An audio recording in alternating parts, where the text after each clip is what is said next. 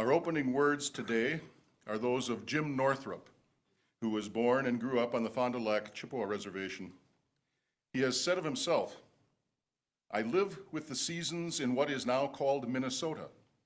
My relatives, Nindawe Magank, are part of the turning cycle of generations. I am just one of the generations of Anishinaabeg who have lived on this continent. Any author's voice resonates with words, phrases, and events from the past." And this is his poem, Manuman, Wild Rice. Tobacco swirled in the lake as we offered our thanks. The calm water welcomed us. Rice heads nodded in agreement. Ricing again, miigwech manadu. Cedar caressed the heads. Ripe rice came along to join us in many meals this winter. The rice bearded up, we saw the wind move across the lake, an eagle, a couple of coots. The sun smiled everywhere. Relatives came together, talk of other lakes, other seasons, fingers stripping rice while laughing, gossiping, remembering. It's easy to feel a part of the generations that have riced here before. It felt good to get on the lake. It felt better getting off, carrying a canoe load of food and centuries of memories.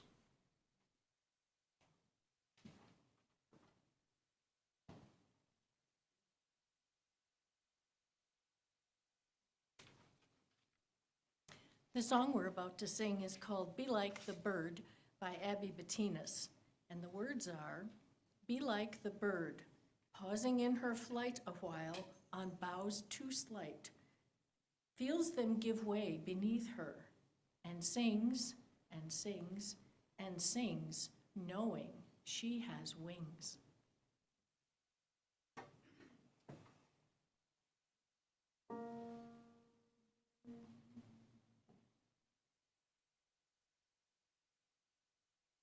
Be like a bird that, pausing in her flight a while on boughs too slight, feels them give way beneath her, and sings and sings and sings, knowing she hath wings.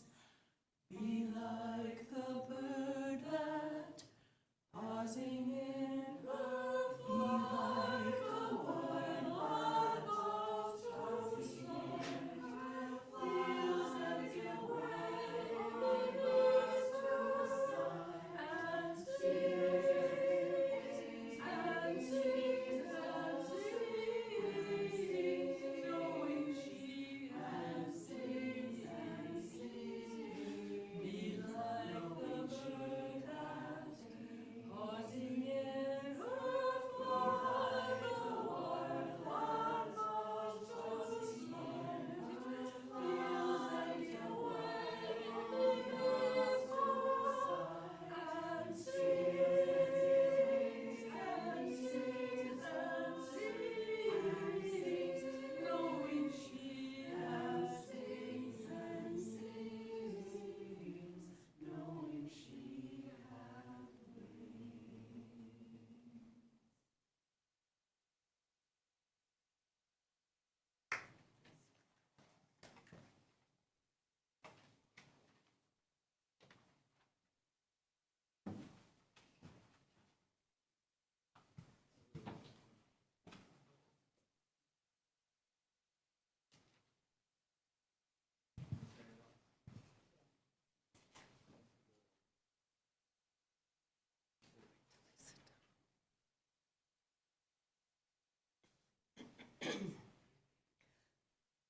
Welcome, all who seek renewal in a weary world.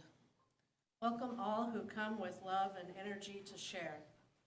Welcome to those who worry for the future. Welcome each one who is grateful for today.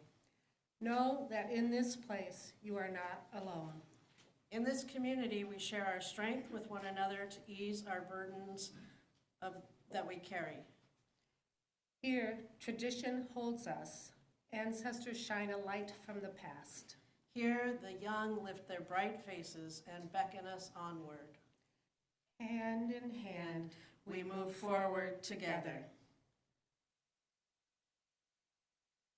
Good morning.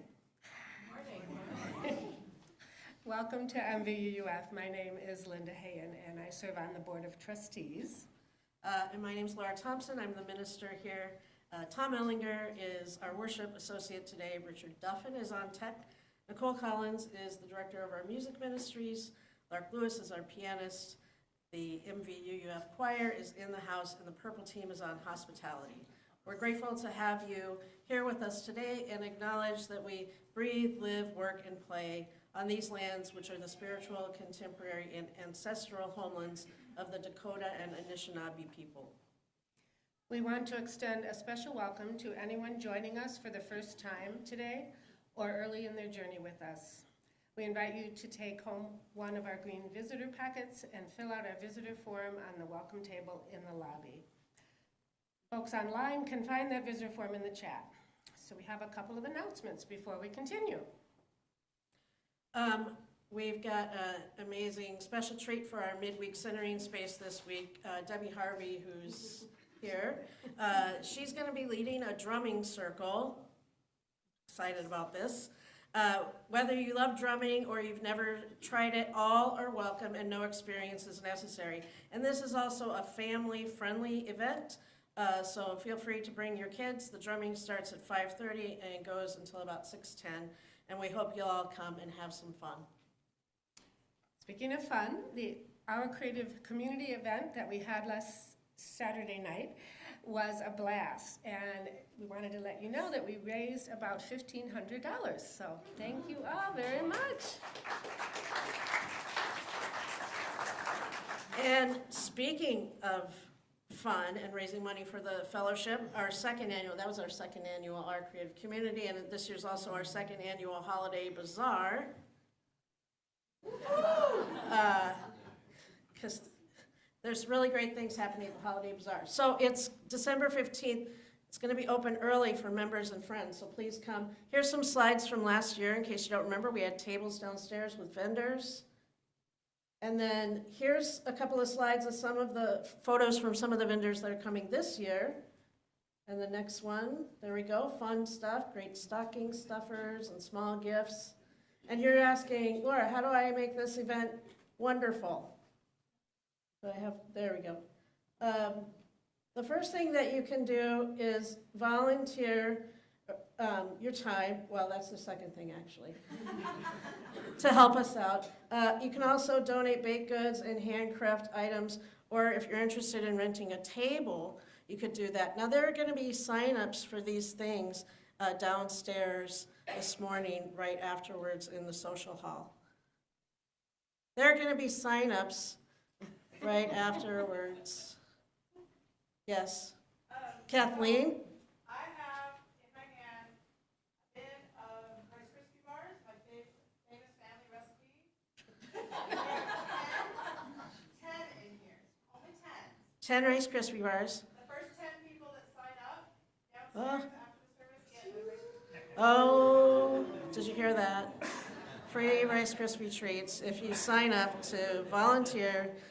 Jody? Can we sign up twice? Oh, please. Yeah, you can sign up to donate to bring something, and you can sign up to volunteer your time to help on Saturday or Sunday. It's a super great event.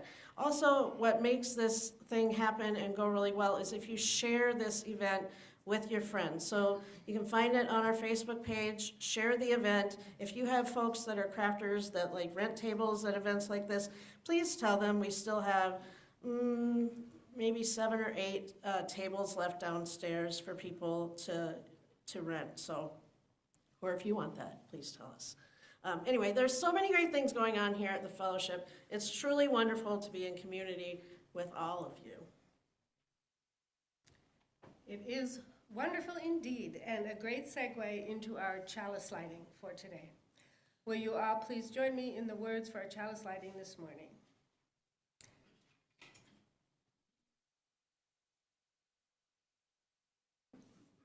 Okay.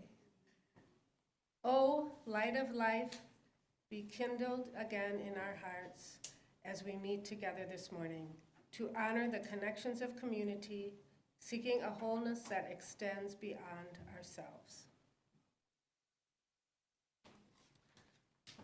In our opening hymn this morning, do we have a projector, Richard?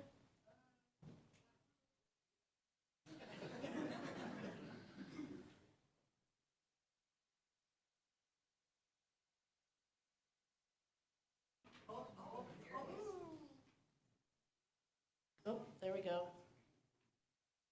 Is number 360 in the gray hymnal, Here We Have Gathered.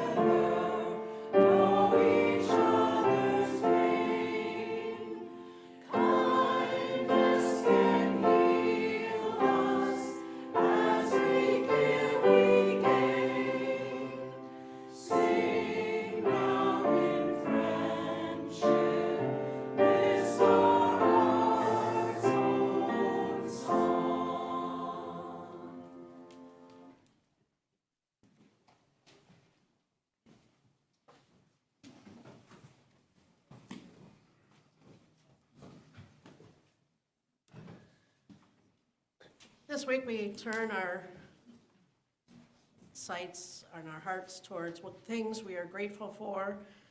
Certainly I invite you to share that this morning in our sharing space.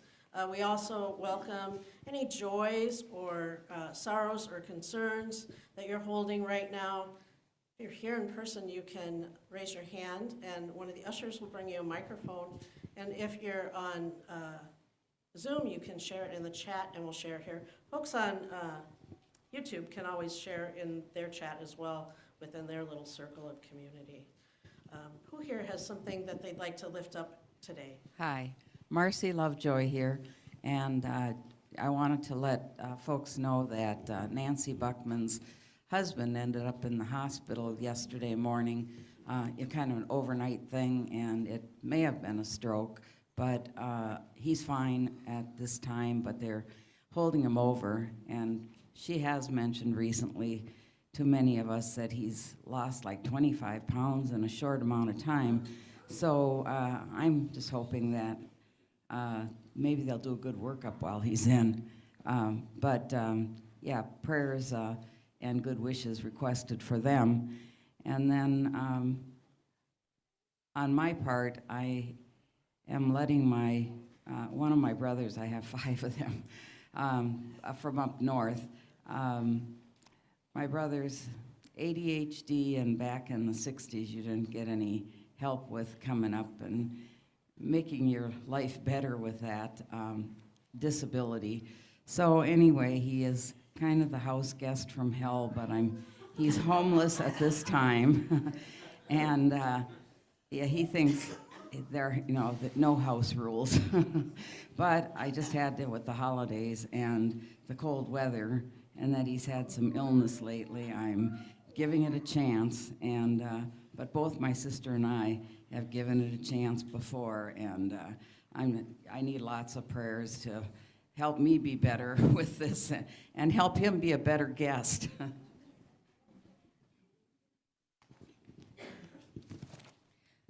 Hi, I'm Leslie Swenson, and I have a joy.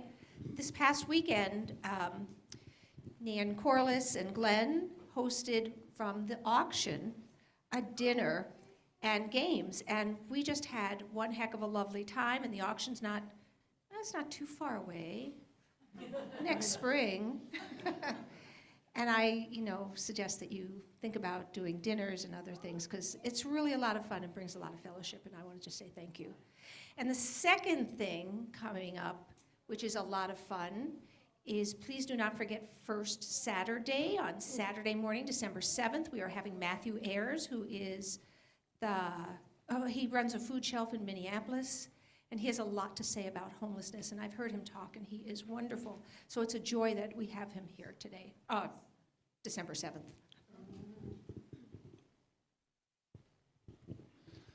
Matthew Schneider. This is a concern giving good wishes to one of our neighbors who was taken out of our building in a stretcher on Tuesday with heart problems. He's been having a lot of heart problems as of late, and he's not really doing that great. So wishing him comfort from our community and good health as much as one can expect with his age. Thank you. Hi, I'm Gail Russell, and I have the house guest from heaven, my brother. And we always cook Thanksgiving dinner together. And we have 4 places available at our table. If anyone would like to come, we'd like to have you.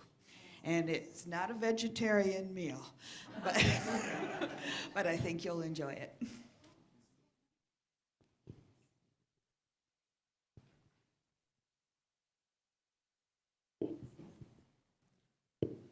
On that note, Gail, I do want to lift up, the holiday season is upon us, and while it's a time that brings joy and busyness and gratitude, it's also a time of struggle for a lot of folks. So make sure you're checking on your friends and family members, people that are maybe living alone, people that are prone to depression and anxiety. The holidays seems to kind of get that going for a lot of us. Just make sure that you're reaching out. And if you yourself struggle during the holidays with loneliness, with grief, with disdain towards consumerism, whatever it is, please also try and reach out. Call a friend. Say yes, if you can, maybe to an invitation. As an introvert prone to depression, I can tell you there are lots of times that I get invitations to things that I'm like, nah, I don't need to go to that. And then the times that I do go to it, if you can relate, I'm usually really grateful afterwards that I went. So those of you that have that same pattern that I do, try and remember that usually after you go, you're pretty grateful that you went and that you were around some other folks and had some reprieve from your anxiety or depression or holiday grumpy grinchiness or whatever it is. So please try to say yes to things that are good for you and good for others. Do we have anything else to share today? Is there anything on Zoom? Nope. We lift up all of these joys and concerns and gratitudes. Let us sing with thankfulness our responsive words.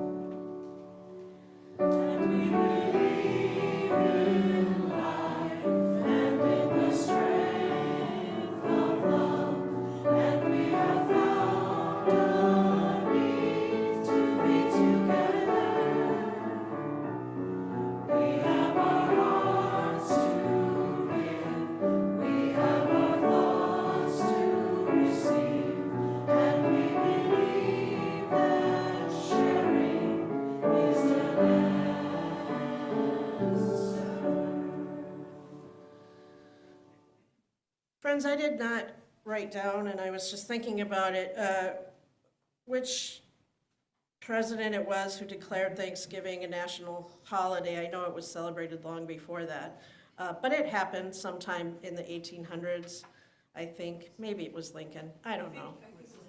Was it Lincoln? Does that ring a bell? Yes. Okay, we'll say it was Lincoln. So in the 1860s, right? Also declared recently, and I'm not entirely sure by who, maybe it was Biden, and maybe somebody can correct me on this. Trans Day of Remembrance wasn't that declared as a national day of observance? Was that Biden? Or was it? It wasn't as far back as Obama, I don't think. I think it was more recent. Let's say it was Biden. Let's give him that. He needs it. He needs it right now. Let's give him that. Trans Day of Remembrance is on November 20th every year, so it just passed. As we do every year, we like to make a video with some music to honor trans folks whose lives were taken, who fell to suicide or overdoses in the last year. We know that violence amongst transgender people is higher than it is in other sectors of the population, especially, as you'll see in the video, among transgender women of color. So we want to lift up this space for them, and I'm going to invite the choir to come up and sing a memorial for them.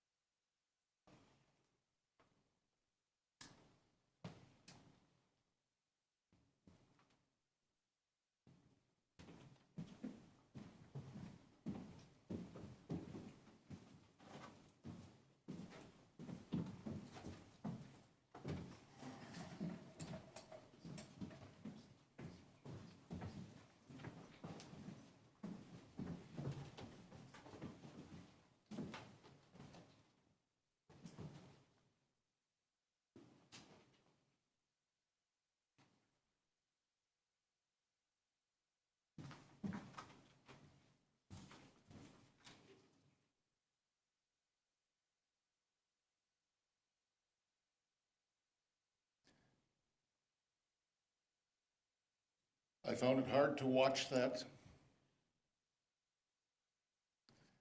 Those of us who have immediate family members who consider themselves and are trans people can feel that way. This congregation is committed, and we try our best to meet that commitment, to be open to and welcoming everyone and anyone, especially at this time in this country, trans people. So, just had to say that.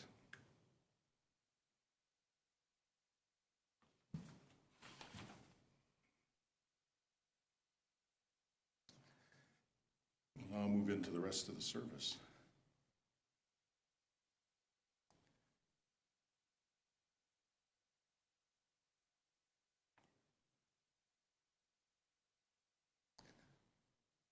Feelings are welcome here. So just remember that. Our first reading today comes from Edward Winslow, who came to America on the Mayflower in 1620 as a pilgrim.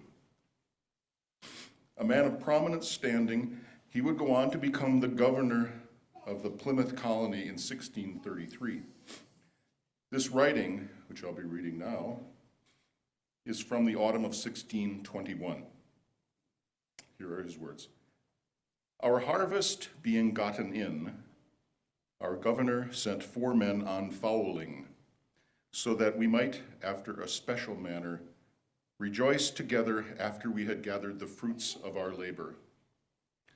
They 4 in one day killed as much fowl as, with a little help beside, served the company almost a week. At which time, amongst other recreations, we exercised our arms. What they meant by that is that they fired their guns into the air in celebration. And the Wampanoag people came to their aid, thinking that they were being attacked by the Narragansett, who were their common enemies. So we exercised our arms, boom, boom. Many of the Indians coming amongst us, and among the rest of their greatest king, Massasoit, with some 90 men, whom for 3 days we entertained and feasted. And they went out and killed 5 deer, which we brought to the plantation and bestowed on our governor, and upon the captain and others. And although it be not always so plentiful as it was at this time with us, yet by the goodness of God, we are so far from want that we often wish you partakers of our plenty.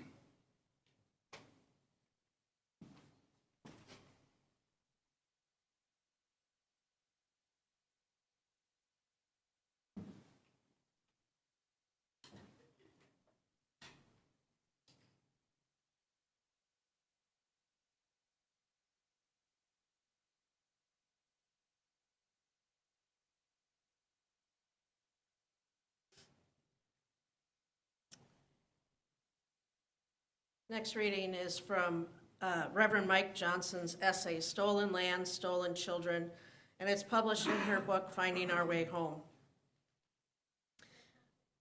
In 1617, a few years before the English settlers landed, an epidemic spread through the area that became southern New England. It likely came from British fishermen who had been fishing off the coast for decades. By 1620, 90 to 96% of the population had died. It decimated the tribes and left many of their villages empty. One of those villages was Patuxent. And when English settlers arrived in Plymouth Harbor, they found a cleared village with fields recently planted in corn. This was a big reason why they chose that place for their settlement. All of the village's people had died from the epidemic except Tisquantum, who many of us know more familiarly as Squanto. Now, we never really heard growing up in history books necessarily the whole story about Squanto. We hear that he taught the English settlers how to plant corn and fish and hunt the local area, but how was it that he spoke English? Well, here's the story as told by James Lowen, who's the author of Lies My Teacher Told Me, Everything Your American History Textbook Got Wrong. As a boy, Squanto was kidnapped by a British captain and taken to England. There he probably spent 9 years, 2 of which he was employed by a Plymouth merchant who would later help him arrange passage back to Massachusetts. He was only back home for 2 years when in 1614 a British slave raider seized him and 24 fellow Indians and sold them into slavery in Spain. Squanto luckily escaped and made his way back to England. And then in 1619, he talked a ship captain into taking him along as a guide on his next trip to Cape Cod. Back home again, Squanto walked to his home village only to make the horrifying discovery that he was the sole member of his village still alive. All the others had perished in the epidemic that preceded. Perhaps this is why Squanto was willing to help the Plymouth colony, which had settled in his people's village. Or perhaps he was there just to keep an eye on them. Now the settlers too, having lost half their people during the first hard winter. And there were only 53 settlers who survived until the Harvest Festival that was later declared to be the first Thanksgiving. And this was a brief moment of tentative peace. Because only 1 generation later, the English settlers and the Wampanoag were at war. For many Native American people today, the day called Thanksgiving has become a day of mourning for the hundreds of years of losses suffered by their people on these lands. So friends, many of us grew up hearing the story of happy pilgrims and Indians as part of the Thanksgiving tradition, and while in fact they did enjoy a harvest feast together at the end of that first year the pilgrims were here, we know that that's but a sliver of the horrific history of European pilgrims, colonists, and settlers with the many Native American nations and tribes who inhabited this continent when they arrived. I just want to mention that a lot of us didn't even hear about the many nations and many tribes, like how diverse this continent was with people. It wasn't just the Indians. So folks who grew up on the East Coast, perhaps they got a history that glorified the colonists. Here in the Midwest, it was the settlers and immigrants who were lifted up as expanding our great land. In California, where I grew up, we were taught how the Spanish missionaries came to civilize and develop a robust culture. But we never really talked, at least when I was young, much about the civilizations that lived there before and their histories. And now we come upon this problematic holiday, which once again puts us face to face with our history. And perhaps we think to ourselves, what am I supposed to do with all of that? Is there a path for healing harm caused by our traditional Thanksgiving narrative? Well, yes and no. We can't escape the history of genocide or stolen land or generational trauma that were caused by settler colonialism and continued white supremacy in this country, but we can take steps to decolonize our Thanksgiving, which can help take the harm out of our holiday going forward. So when we talk about decolonizing, what we mean is to identify, challenge, and revise or replace assumptions, ideas, values, and practices that reflect a colonizer's dominating influence, especially around Eurocentric dominating influence. So here are some easy steps if you haven't already done this for your Thanksgiving. Learn, we've learned, most of you probably knew this history that I told you already, and share the history of the fuller Thanksgiving. Learn about who lived on your land where you are, or where you grew up, or where you were born before your ancestors arrived here in this country. Maybe even learn where your indigenous roots are. That's another way to get in touch with things. We all have indigenous roots somewhere. Include local foods, maybe even a Native American dish to your table. It's great to look at what native foods there are from Minnesota, and we are blessed to have wild rice and squash and things that are wonderful to have on our table to really honor that sense of Thanksgiving of what is here for us. You can also choose foods that have a lower carbon footprint. Again, something locally grown is going to do that, but plant-based things, adding some more of those to your table also helps, because we know how important a relationship the Native Americans had with this land. And here's the key thing.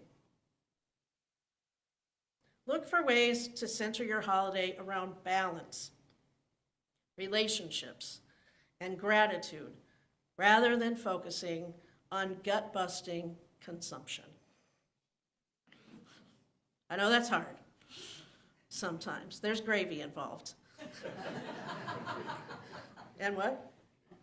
Pie and cake and all of the good things. And it doesn't mean that you can't enjoy and love those things, but make sure you have the other and that it's not just all football and food. I mean, those things are fabulous, but it needs to be the other things too. And here is the deeper invitation that this Thanksgiving gives us, that every Thanksgiving gives us.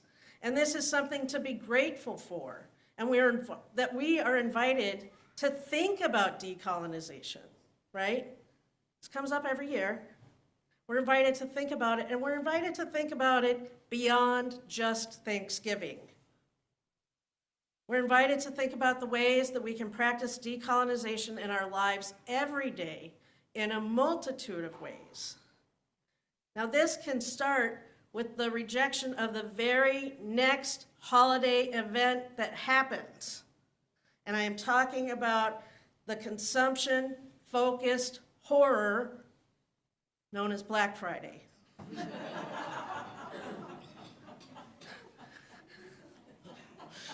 I shudder. Because this does nothing but encourage that our love for one another and ourselves is best expressed through our acts of consumerism. Do not fall for this ploy, which promises to fill your every need for joy in your life with piles of plastic and electronic junk. Or the next new iPhone, which you really don't need because your old iPhone still works fine. But on the note of decolonization, as a person who visited the Philippines, I will tell you that they are very irked that we buy new cell phones every time they come out because the copper mining strips all of their natural resources. So we're colonizing through consumerism. Consider that.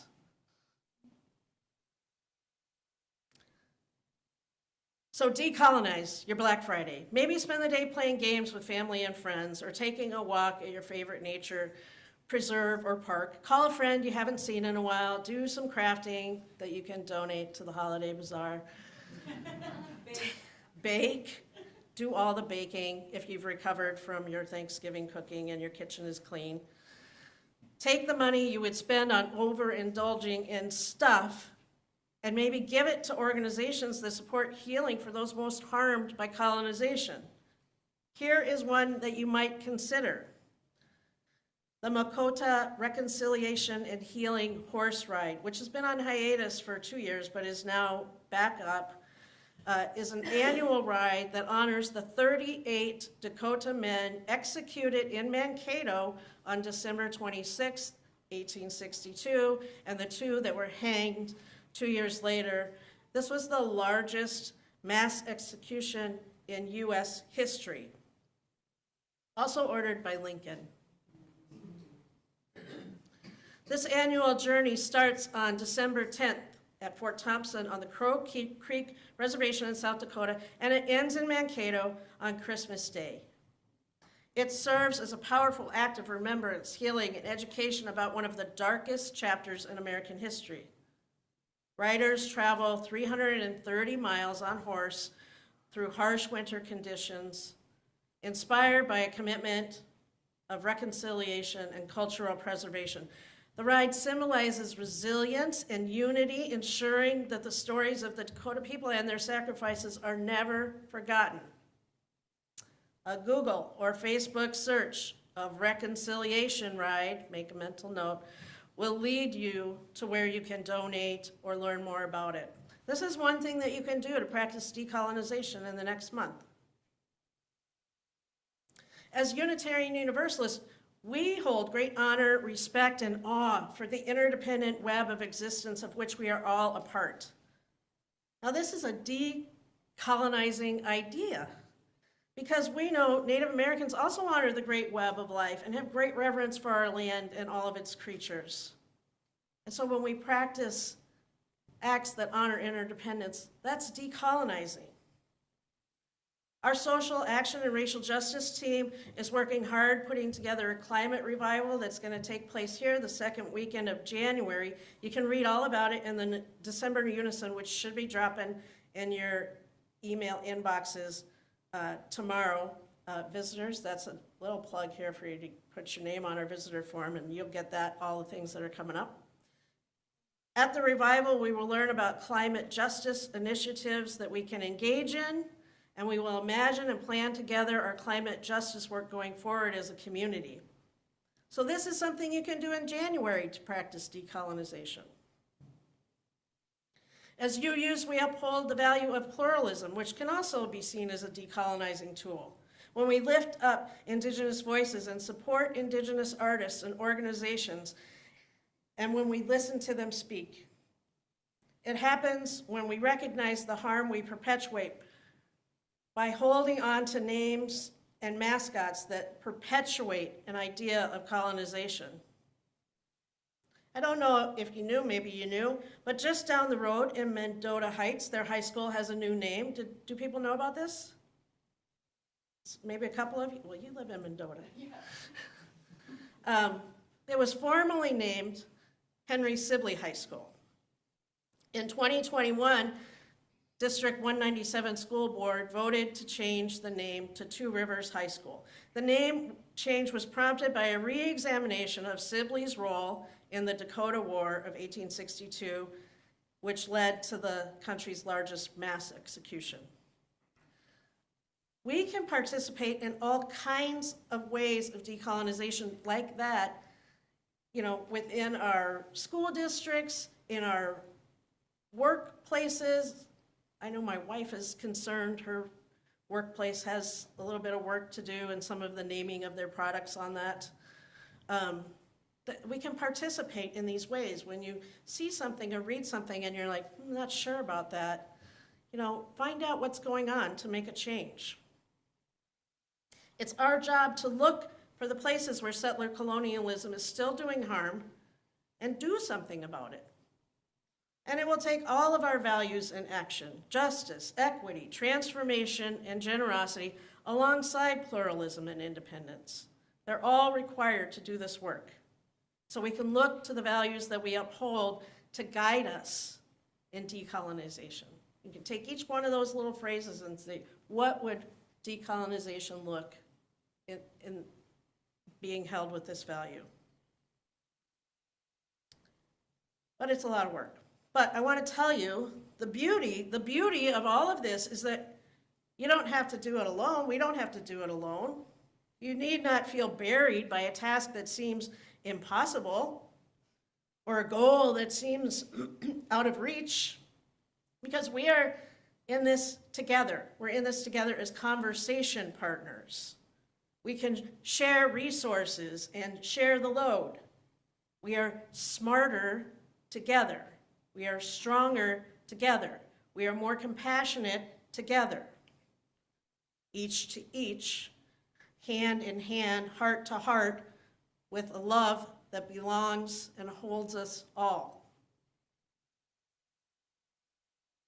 With that, we prepare new ground together, moving stones and thickets that may be in our way.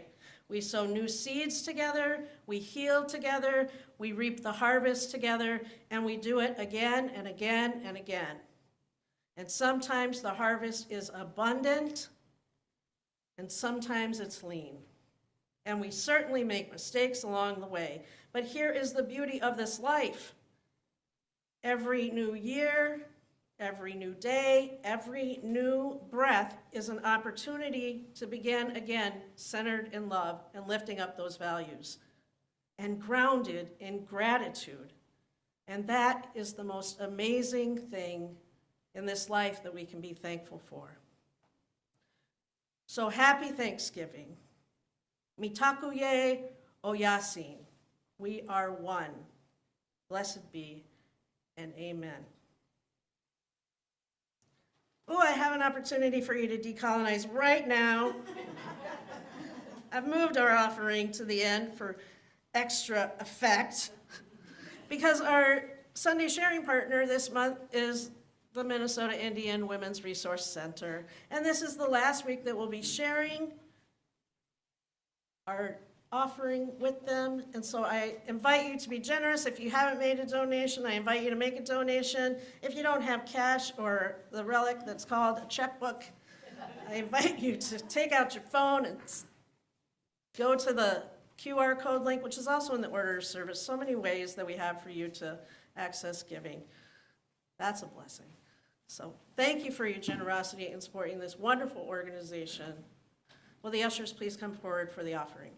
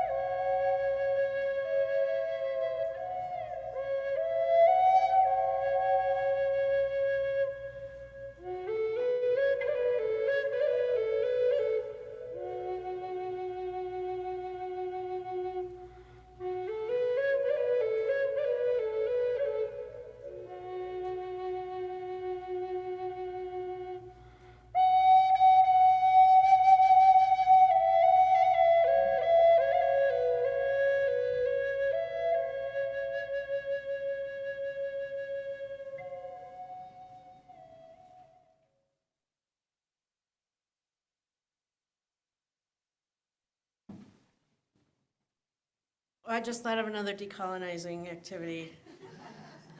So on those of you that are here in person, on the back of your order of service, I put some musical notes for today on there, including the names of 3 of the Native American musicians. You just heard 2 of them playing, and then you'll hear another one with the play-out song at the end of the service. Google them. They're on iTunes and probably other places as well. Don't stream, but download their music, preferably from their website, if that's an option, since they make more money that way, supporting Native musicians. Another way we can do that. All in all, decolonizing is the work of building a new way in this country.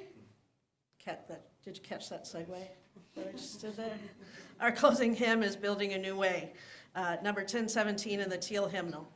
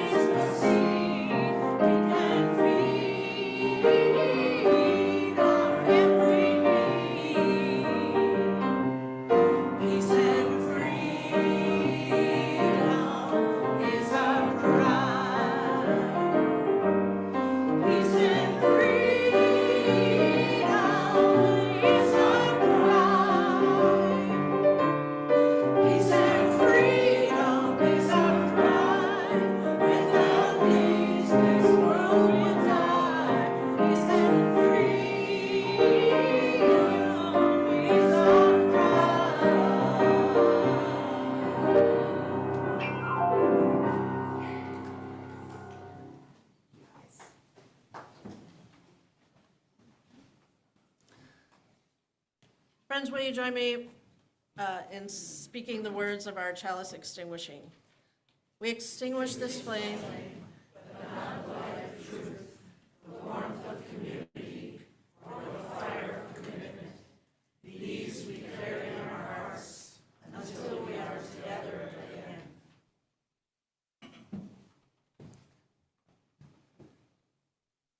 Our closing words today are by Basil H. Johnston, an Anishinaabe Ojibwe. Those of you who may not be familiar with the term Anishinaabe, that is a term referring to a large number of different native indigenous peoples through Canada down through here. That Ojibwe are one of those people. They share sort of a common language family. Basil Johnston was an Anishinaabe Canadian writer, storyteller, and language teacher and scholar. Closing words today are from his book, Ojibwe Heritage. Twice annually, in some rare cases 4 times, the Anishinaabe celebrated Thanksgiving in ceremony. In autumn, just before the Anishinaabe went to their isolated wintering quarters, there was the smoking of the pipe. Then offerings were given to Kichimanatu, the Great Spirit. There was also dancing and chants. Autumn Thanksgiving. The roses inflamed the meadows with whites and scarlets. The robins filled the summer days with their songs. The whitefish flashed their silver tails in lakes and streams. The corn waxed firm and tall in sun and rain. The deer grew sleek and fat upon the grasses. Our stores are full, our medicines are strong, our weapons are worn, our spirits are glad. Kichimanatu has been kind. Have a safe and happy holiday, everyone, and we hope to see you here again soon.